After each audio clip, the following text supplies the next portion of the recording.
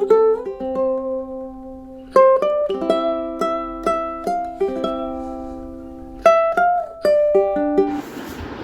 Morning everyone, कैसे हैं आप सभी। आई होप कि अच्छे होंगे। मेरी कक्षा में आप सभी का स्वागत है। आज की क्लास में हम कुछ आपके सामने पिक्चर लाए हैं जो ब्लैक बोर्ड पे आपको नज़र आ रही होगी, दिखाई दे रही होगी। ये पिक्चर है, जैसा कि आपको एक रोड की तरह दिख रहा होगा और एक कमज़ोर व्यक्ति दिख रहा है और एक गिफ्ट की तरह दिख रहा है, जिसे हम हिंदी में उपहार कहते हैं। तो ये चार रास्ते जो हैं, ये चौराहा है और कमज़ोर व्यक्ति को हम दुर्बल बोलते हैं और गिफ्ट को उपहार बोलते हैं। उपयुक्त जितने भी शब्द हैं ना, उसमें से राह, बल और हार शब्दों से पहले क्रमशः चौ, दुर तथा उपशब्दांश शब्द लगाने से बने हैं और जितने भी राह, बल और हार जो है, ये मूल शब्द हैं। तो जिसके पहले तीन शब्द जो हैं, ये शब्दांश हैं और लास्ट में जो शब्द है वह मूल शब्द रहता है। मूल शब्द का अर्थ ही होता है, मूल मतलब जड़। तो चौराहा किसे कहते हैं? जहाँ चार रास्ते मिले हैं उसे चौराहा कहते हैं। दुर्बल कहते हैं कमज़ोर व्यक्ति को। गिफ्ट तो गिफ्ट ही होती है। तो आज जो हम आपके साथ चैप्टर लाए हैं वो है उपसर्ग। पिछले क्लास में हम इसीलिए संधि विच्छेद पहले पढ़ चुके थे। तो संधि का परिभाषा अर्थात कि शब्दों के से जो वर्ण निकलता है, दो शब्दों के वर्ण से जो मेल होता है उसे हम संधि कहते हैं। लेकिन यहाँ हम उपसर्ग का मतलब होता है जिसे हम इंग्लिश में कहते हैं प्रेफिक्स। प्री का मतलब होता ही है पूर्व मतलब पहले। तो यहाँ उपसर्ग, अगर बात करें इंग्लिश की तो उप मतलब होता है ऊपर, यानी सर्ग मतलब क्या होता है? सृष्टि करना, यानी किसी भी चीज़ का निर्माण करना, रचना करना, बनाना।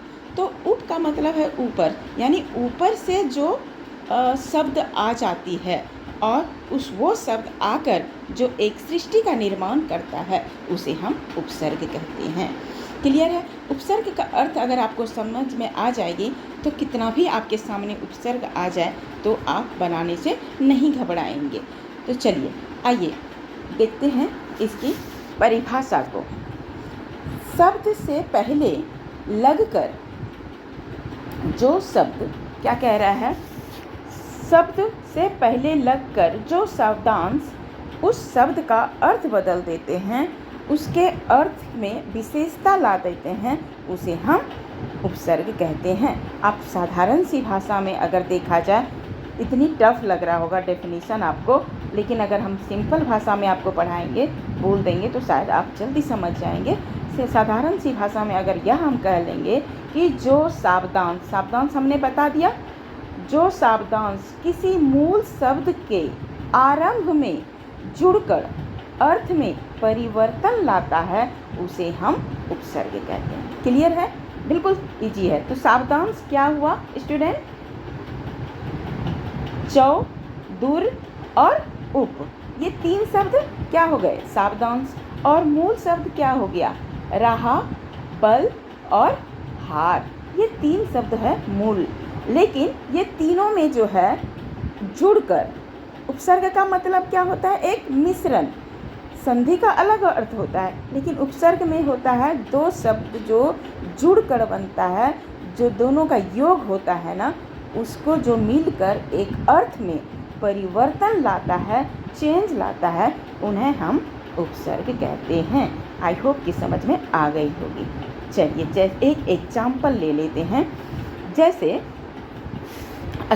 उपसर्गों के प्रयोग जो होता है ना, शब्द के परिवर्तन में तो चेंज आ जाता है, लेकिन इसका प्रयोग जो है स्वतंत्र रूप से नहीं होता है, इसका फ्रीडम रूप से नहीं होती है, इसे आज़ादी नहीं मिलती है। चलिए आइए एक एग्जाम्पल को देख लेते हैं।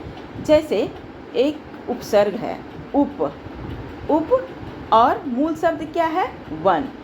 और एक नया शब्द अगर हम देखते हैं तो बन जाता है उपवन। अब उप क्या हो गया? उप क्या हो गया बताइए स्टूडेंट? उप एक शब्दांश है और वन मतलब होता है, अगर देखा जाए तो वन का मतलब होता है जंगल, लेकिन यह क्या है? मूल शब्द। अगर ये दोनों का योग करते हैं, दोनों का अगर हम जोड़ लेते हैं तो एक नया अर्थ जो परिवर्तन होता है, एक नया शब्द में जो चेंज आती है वह बन जाती है उपवन। उपवन मतलब होता है बगीचा। आपने देखा उप का कोई अर्थ ही नहीं है, वन मतलब होता है जंगल, जंगल से यहाँ कोई रिलेटेड है ही नहीं कुछ, लेकिन अगर दोनों को हम अगर जोड़ लेते हैं तो यह एक उपवन। उपवन मतलब होता है बगीचा। ठीक है, तो इसी तरह कु प्लस मार्ग। कु क्या हो गया? शब्दांश। मार्ग मतलब होता है रास्ता। अब कु अगर मार्ग मतलब होता है तो रास्ता, रास्ता बुरा भी हो सकता है, अच्छा भी हो सकता है। अगर यहाँ सु लगा देंगे तो एक नवीन शब्द बन जाता है, नवीन मतलब नया, तो सुमार्ग मतलब अच्छा रास्ता हो जाएगा और वहीं कुमार्ग जो होता है वह बुरा रास्ता हो। तो आपने क्या देखा? शब्दांश कु लगा, मूल शब्द मार्ग हो गया, लेकिन दोनों को अगर हम मिश्रण कर देते हैं, एक योग करके एक नया शब्द जो बना देते हैं वह कुमार्ग हो जाता है, यानी अच्छा रास्ता नहीं है। तो इसी तरह एक यह हो जाता है उपसर्ग जो है, अगर हम सुंदर है, सपोज एक सुंदर शब्द लेते हैं, सुंदरता कितना अच्छा है, अगर हम उसके आगे अ शब्द पूर्व, उसके हमेशा उपसर्ग जो है हमेशा पहले लगेगा। पूर्व मतलब पहले, हमेशा ध्यान रखना है आपको, पहले लगेगा।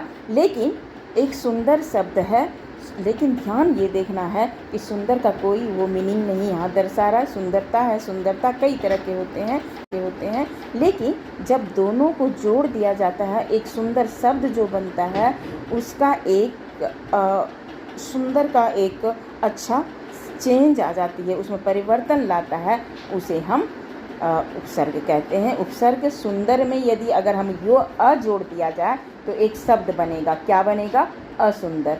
इस प्रकार से सुंदर का उल्टा शब्द हो गया, क्या हो गया? विलोम शब्द बन जाएगा, अर्थात उसका अर्थ जो है क्या हो जाएगा? अन्य उपसर्गों शब्दों से पूर्व जो जुड़ते हैं उसके अर्थ में भिन्न भिन्न तरह से बदलाव आ जाती है। जैसे आपने देखा सुंदर था, अगर हम इसके पूर्व यानी पहले अ जोड़ दिया तो क्या हो गया? असुंदर। तो क्या हो गया? भिन्न भिन्न तरह से बदलाव आ गया। विशेष बात यही होता है, आपको सिर्फ देखना है कि इसका जो प्रयोग होता है स्वतंत्र रूप से कभी भी नहीं होता है। आई होप की समझ में आ गई होगी। चलिए, हिंदी में उपसर्ग वैसे 4 प्रकार के होते हैं, लेकिन मैं यहाँ 5 प्रकार का उपसर्गों का प्रयोग करेंगे। कई बार क्या होता है 4 प्रकार के हम पढ़ तो लेते हैं, लेकिन उसमें से जो 5वां प्रकार होता है वो नहीं कोई बताता है। जब हमको प्रश्न पूछे जाते हैं ना तो मैं घबरा जाती हूँ कि क्या लिखें इसमें, ये तो हमने पढ़ा ही नहीं। हमने 4 प्रकार के पढ़े हुए हैं, लेकिन आपको आज मैं जब बताऊँगी तो आप 5 प्रकार में आप कहीं भी से उपसर्ग कर पाएंगे। याद ध्यान रखिएगा, ये बहुत चैप्टर इम्पोर्टेंट है, इससे प्रश्न अधिकांश पूछे जाते हैं। तो चलिए बढ़ते हैं फटाफट। तो आइए, हिंदी में 5 प्रकार के उपसर्गों का प्रयोग होता है। कौन कौन? पहला है संस्कृत के उपसर्ग, जिसे तत्सम उपसर्ग कहते हैं।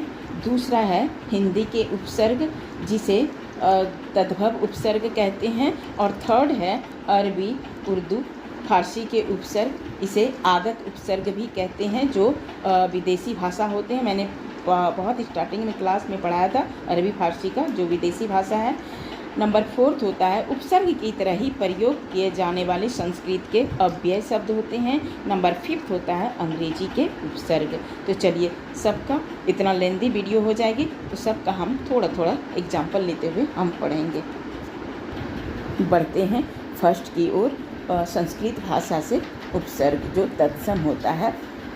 कई बार आ जाएगा एग्ज़ाम की तत्सम शब्द बनाइए तो आप घबरा जाएंगे। हमने तो पढ़ा है संस्कृत का, लेकिन मैंने इसलिए आपको बताया कि यहाँ तत्सम का प्रयोग किया जाता है। तत्सम भी आएगा तभी भी आप यही काम करेंगे। तो उपसर्ग होता है, आपको मैंने पहले बताया, अ जो शब्द पहले लगता है उसे उपसर्ग कहते हैं। अर्थ की बात कर रहे हैं, उपसर्ग शब्द ले लेते हैं, जैसे असंभव। असंभव, संभव का मतलब होता है कोई भी काम संभव रूप से होना। तो यहाँ क्या कह रहा है, अर्थ होता है नहीं। अ लग गया तो इसका मतलब संभव नहीं है। तो अ क्या है, पूर्व शब्द हो गया, तो अ हो गया उपसर्ग। यही आपको ध्यान देना होता है। अ उपसर्ग हो गया और संभव मूल शब्द हो गया। अगर हम उपसर्ग का युक्त शब्द बनाएंगे तो उसका हो जाएगा असंभव। तो इसका असंभव का मतलब नहीं और संभव का मतलब हाँ। तो आपने देखा एक मीनिंग निकल रहा है। ऐसे आप उपसर्ग तो बहुत शब्द होंगे, लेकिन अब जैसे आपको 4 एग्जाम्पल दे देगा, इसमें से ऑप्शन लगाइए जी। 4 ऑप्शन में आपको उपसर्ग और दिखेगा कि आपको उपसर्ग क्या, चारों शब्द जो होंगे ना आपके सामने सेम आपको नज़र आएगी, सब में आगे लगा हुआ हो। आप बोलेंगे मैम ने तो बताया था कि आगे जो लगे, आगे में उप भी लगा है, अ भी लगा है, प्रा भी लगा है, तो क्या हो लग रहा है आपको कि सारे शब्द उपसर्ग हो जाएंगे? बिल्कुल नहीं। आपको शब्द का अर्थ देखना है कि किसका मीनिंगफुल निकल रहा है। जिस शब्द का अर्थ निकले, उसमें परिवर्तन आए, उसके खास विशेषता बताए, उसे हम उपसर्ग बनाएंगे। ऐसा नहीं कि सबका आंसर, सबका मीनिंग नहीं निकलेगा। जैसे असंभव है, अगर हम जोड़ दिए तो संभव का मतलब होता है कि ये काम हो सकता है, संभव है। लेकिन अगर हम अ जोड़ देते हैं, उपसर्ग, अ क्या हो गया उपसर्ग, और मूल शब्द क्या हो गया संभव, तो इसका मतलब है ये काम नहीं भी हो सकता है। तो दोनों मीनिंग हो गया ना, हो भी सकता है और नहीं भी। यही अर्थ एक विशेष निकाला है, इसीलिए इसे हम उपसर्ग कहते हैं। दूसरा, जैसे अति प्लस अधिक, अत्यधिक। अत्यधिक क्या हो गया, अधिक मतलब ढेर सारे, अति मतलब होता है सीमा, मतलब बहुत, उसका सीमा का पार नहीं कि कितना।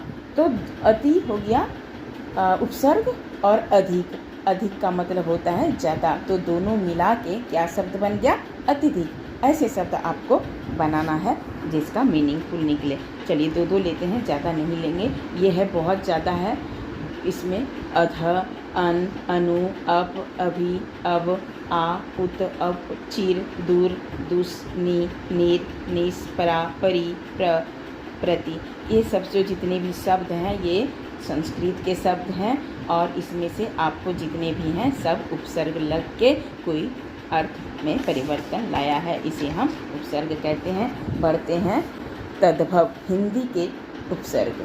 नेक्स्ट है उपसर्ग का है अभाव।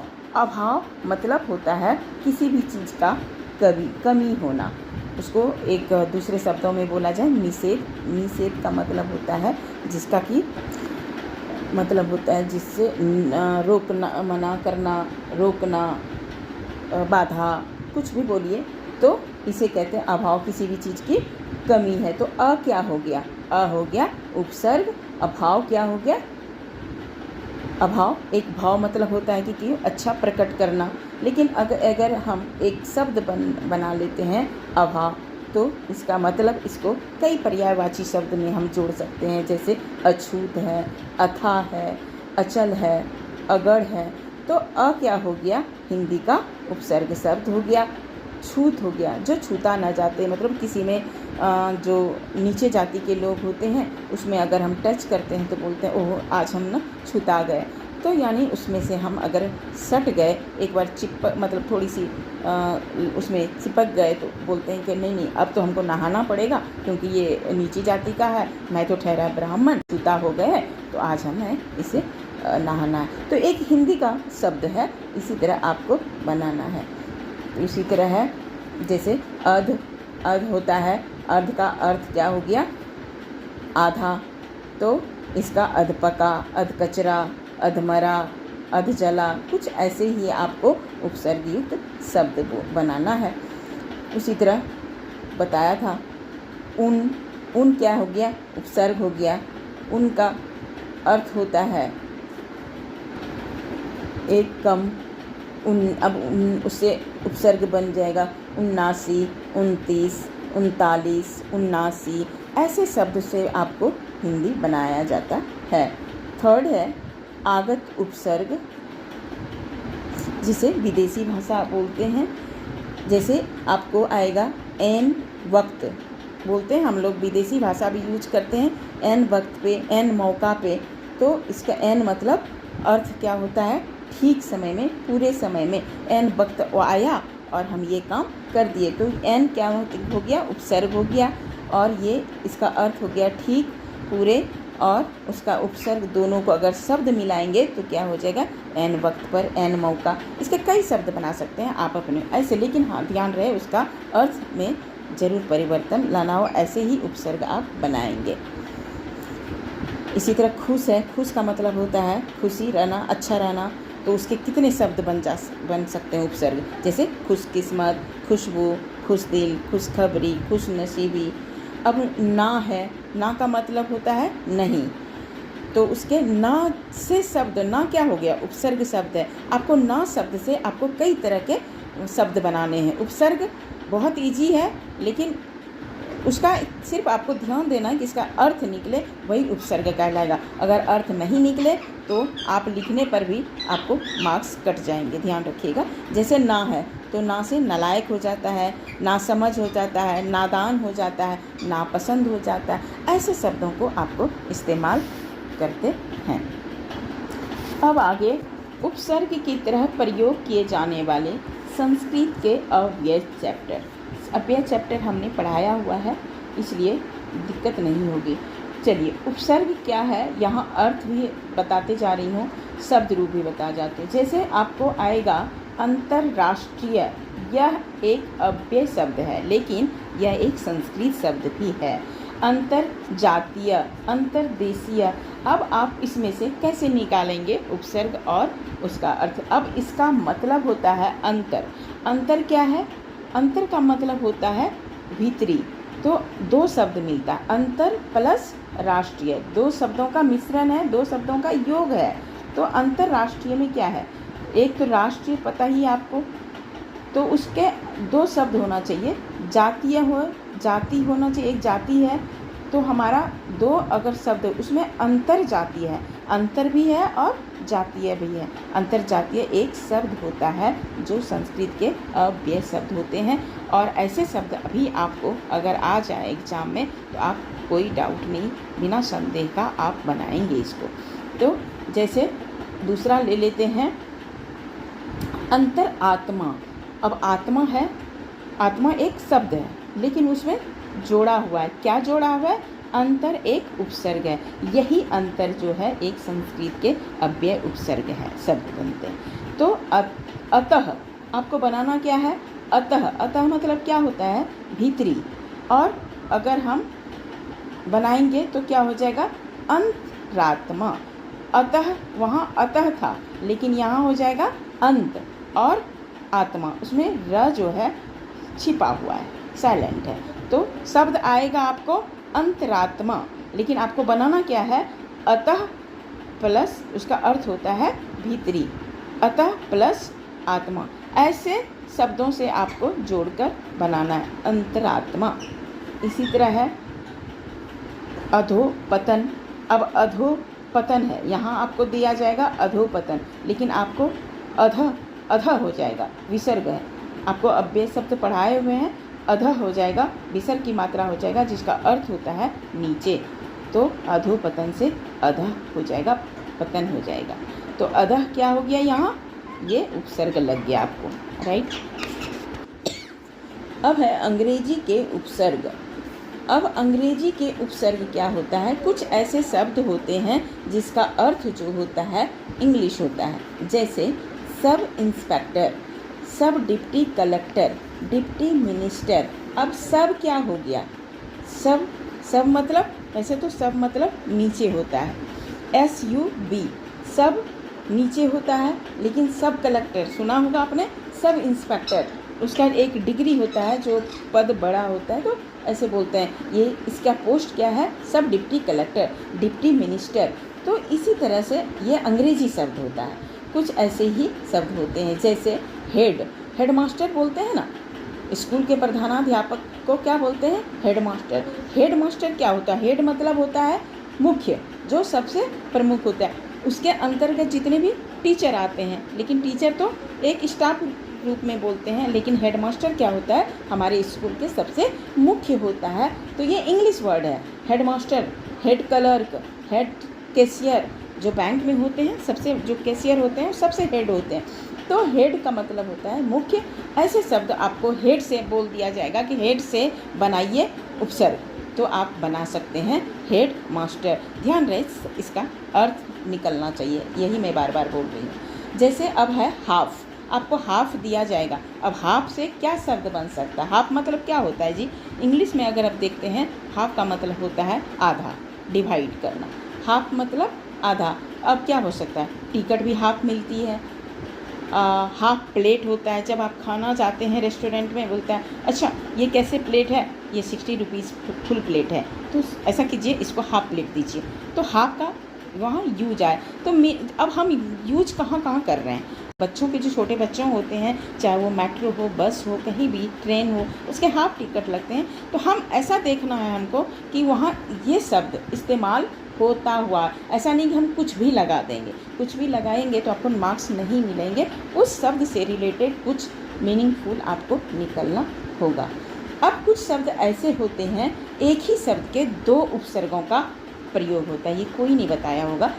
एक ही शब्द के दो उपसर्गों का प्रयोग होता है क्या? आइए देख लेते हैं। जैसे एक ही शब्द है असुरक्षित। ध्यान से देखिएगा, असुरक्षित, इसमें अ क्या है? उपसर्ग। लेकिन अगर उसके बाद देखा भी जाए, सु क्या है? ये भी उपसर्ग है। तो आ गया ना दो उपसर्ग आ गया, अ भी आ गया, सु भी हो गया। लेकिन एक शब्द है रक्षित, जिसका मतलब होता है रक्षा करना। उसी तरह अनियंत्रित, अ क्या हो गया? उपसर्ग, नि भी यहाँ उपसर्ग हो गया। दो उपसर्ग बता रहा है। यंत्रित, यंत्र जो होता है। निराकरण, जिसका कोई करण ना हो उसे निराकरण कहते हैं। तो नि क्या हो गया? उपसर्ग हो गया। और आ, निर, इसमें दो चीज़ें हैं, निर प्लस आ, पढ़े हैं ना? आ इसमें है निरा, तो इसके दो हो गए। नीर, एक तो नीर हो गया उपसर्ग, प्लस आ हो गया उपसर्ग, दो उपसर्ग हो गया। और करण हो गया। तो ये मूल शब्द हो गया। कुछ ऐसे शब्द होते हैं जैसे निराकरण, अनियंत्रित, असुरक्षित, ये एक शब्द मिल जाता है जिसमें दो उपसर्ग मिल जाते हैं।